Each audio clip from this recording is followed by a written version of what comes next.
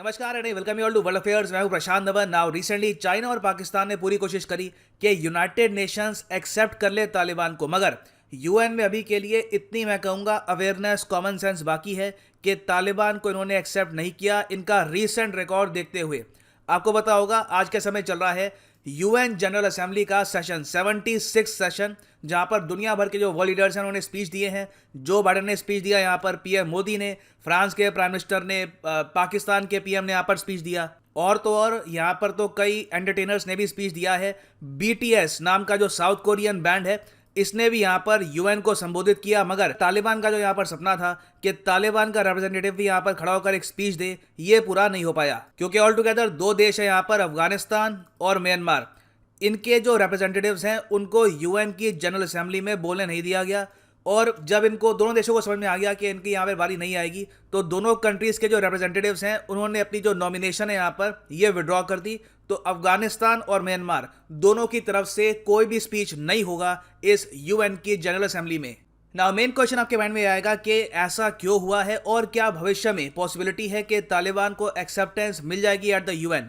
ये हम डिस्कस करेंगे in depth. So a lot to know, a lot to discuss as always. But before we begin, एक प्रश्न यहाँ पे मैं आपसे पूछूंगा। क्वेश्चन ये है कि रिसेंटली म्यांमार की सेना ने अपने देश में इमरजेंसी के प्रावधान कितने सालों के लिए एक्सटेंड कर दिए हैं। ये है यहाँ पे आपकी ऑप्शन, 4 साल, 1 साल, 3 साल या फिर 2 साल। कमेंट सेक्शन में करो आंसर। सही आंसर मैं आपको दूंगा वीडियो के एंड में। नाउ अफगानिस्तान और म्यांमार दोनों का केस काफी हद तक सेम है कि कंट्री को रिप्रेजेंट आखिर करेगा कौन, क्योंकि म्यांमार में आप अगर देखो क्या हुआ कि इनकी एक प्रॉपर सरकार चल रही थी आंग सान सूकी के अंडर। अचानक से म्यांमार की जो आर्मी है उन्होंने कर दिया तख्ता पलट, जो पॉलिटिशियंस थे उनको डाल दिया जेल में और खुद बना दी सरकार। दुनिया ने इस सरकार को एक्सेप्ट नहीं किया। अब सेम केस हुआ है तालिबान के साथ भी। अचानक से ये काबुल में चले गए, घेर लिया पूरी सिटी को, फिर कंट्री में वेरियस जगह ज़बरदस्ती कैप्चर कर लिया सिटीज़ को और अपनी सरकार बना दी।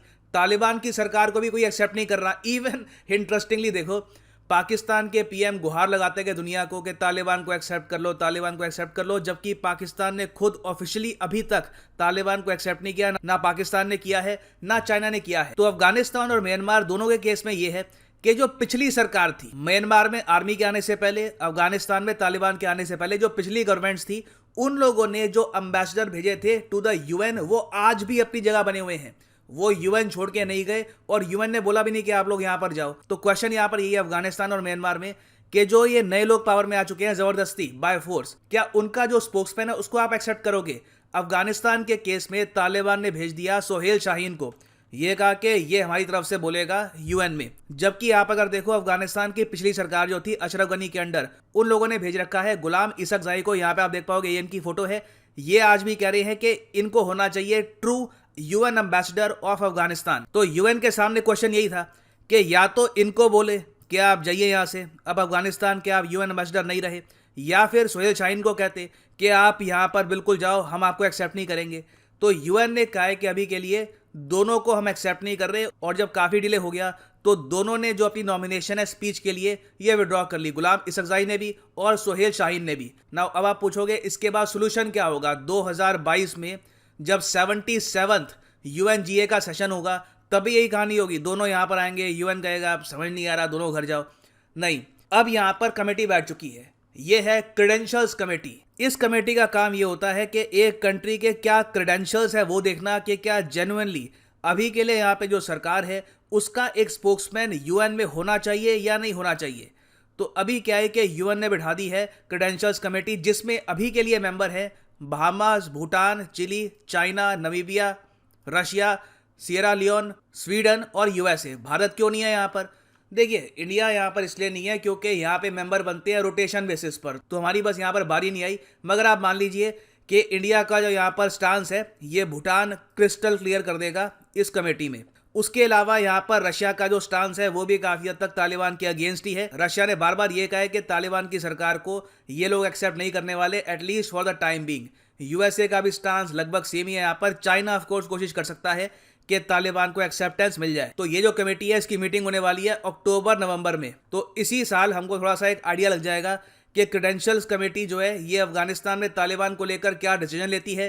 क्या अगले साल तालिबान के स्पोक्समैन स्पीच देंगे या फिर अगले साल भी वो स्पोक्समैन आएगा और उनको वापस भेज दिया जाएगा, क्योंकि इससे पहले ऐसा हो चुका है। ये पहली बार नहीं है कि ऐसा हो रहा है। इससे पहले आप अगर देखो तो 1996 से लेकर 2001 में जब तालिबान ने कब्जा कर लिया था अफगानिस्तान में, उस वक्त भी आप अगर देखो तो सेम कहानी हुई थी। तालिबान हर साल अपना एक जो स्पोक्समैन है वो भेजता था यूएन में। यूएन कहता था कि नहीं, हम एक्सेप्ट कर नहीं सकते, आपकी सरकार को कोई अभी मानता है नहीं। तो वो स्पोक्समैन हर बार जाता था मगर बिना स्पीच दिए वापस आ जाता था। और देखो जो यूएन की क्रेडेंशियल्स कमेटी है उनके लिए भी काफी मुश्किल होगा तालिबान की सरकार को एक्सेप्टेंस देना, क्योंकि रिसेंटली जो वीडियो सामने आई है कि तालिबान वापस वही तालिबान बन गया है जो 2001 में था। पब्लिकली ये लोग पनिशमेंट दे रहे हैं लोगों को ये कहा है कि स्टाइलिश बियर्ड ही रखनी है आपको। जो नाई है अफगानिस्तान में उनको दे दी है धमकी। म्यूजिक ऑल टुगेदर बैन कर दिया है। कई वीडियोस यहाँ पर सामने आई है जहाँ पर मासूम बच्चों को ये ओपनली इस तरीके से बांध कर पीट रहे हैं। क्यों?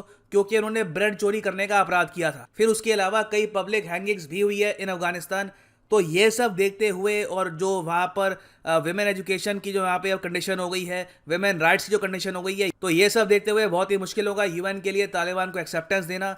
और इस बीच अगर मान लीजिए, भगवान करे ऐसा ना हो, मगर एक पॉसिबिलिटी ये भी है कि अगर दुनिया में कहीं पे एक आतंकवादी हमला हो गया, उसके जो कनेक्शंस हैं वो मिल गए अफगानिस्तान में कि कहीं ना कहीं अफगानिस्तान में ही यहाँ पे ये सब हुआ है, फिर तो आप भूल जाइए, कई साल लग जाएंगे, चाहे 5-6 साल भी लग जाए, तालिबान का कोई भी रिप्रेजेंटेटिव यूएन में नहीं बोल पाएगा। तो ये तो हो गया यहाँ पर अफगानिस्तान का केस।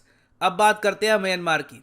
म्यांमार की सरकार ने, जैसे मैंने आपको बताया, रिसेंटली जो अपना मिलिट्री रूल है, जो इमरजेंसी रूल है, ये एक्सटेंड कर दिया। कितने साल के लिए एक्सटेंड किया ये मैं अभी आपको वीडियो के एंड में बताऊंगा।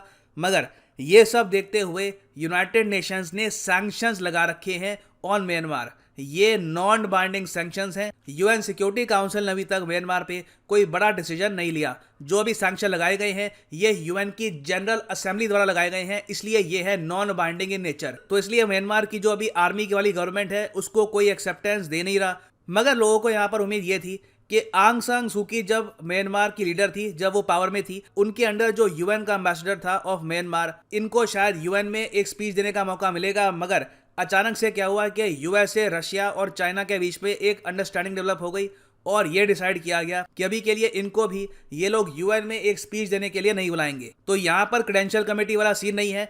दुनिया अभी वेट करेगी कि म्यांमार में जो तख्ता पलट है कब खत्म होता है। उसके बाद एक प्रॉपर जो एक सरकार चुन के आएगी थ्रू इलेक्शंस, उनका जो यूएन का रिप्रेजेंटेटिव होगा वो देगा एक proper speech at the UN General Assembly. So वापस आते हैं अपने क्वेश्चन पे कि रिसेंटली म्यांमार की आर्मी ने जो इमरजेंसी है ये एक्सटेंड कर दी है कितने सालों के लिए। तो सही उत्तर यहाँ पे है option D, 2 years is the right answer.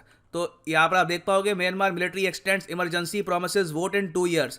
तो 2 साल के लिए तो लगता नहीं है कि म्यांमार की कोई भी रिप्रेजेंटेशन आपको दिखेगी एट द यूएन। और फाइनली यहाँ पर मैं ये भी ऐड कर दूं कि आप किसी भी एग्जाम की तैयारी कर रहे हैं, चाहे SSC, UPSC, bank, any examination, unacademy.com पे जाओ और यहाँ पे आप चूज कर सकते हैं the exam of your choice. यहाँ पर देखिए सीबीएसई कोर्सेज भी अवेलेबल है।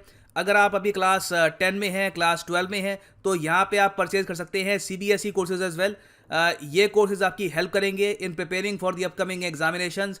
जो सीबीएसई क्लास 12 का कोर्स है ये भी आप यहाँ पे परचेज कर सकते हैं। मगर जो यहाँ पर प्राइस लिखा है ये पे करने की आपको आवश्यकता है नहीं। बाय द वे इसमें भी आइकॉनिक और प्लस कोर्सेज हैं। तो जो आइकॉनिक कोर्स है ये भी आप परचेज कर सकते हैं फॉर 12 months, 9 months और इवन जस्ट 3 months। मगर जो प्राइस लिखा है, don't pay this price, use the code PD10 और प्राइसेस यहाँ पर अपने आप गिर जाएंगे। So use the promo code PD10 and save money. So इसी नोट के साथ ये है यहाँ पर वीडियो का अंत। Thank you for listening and as always God bless you all.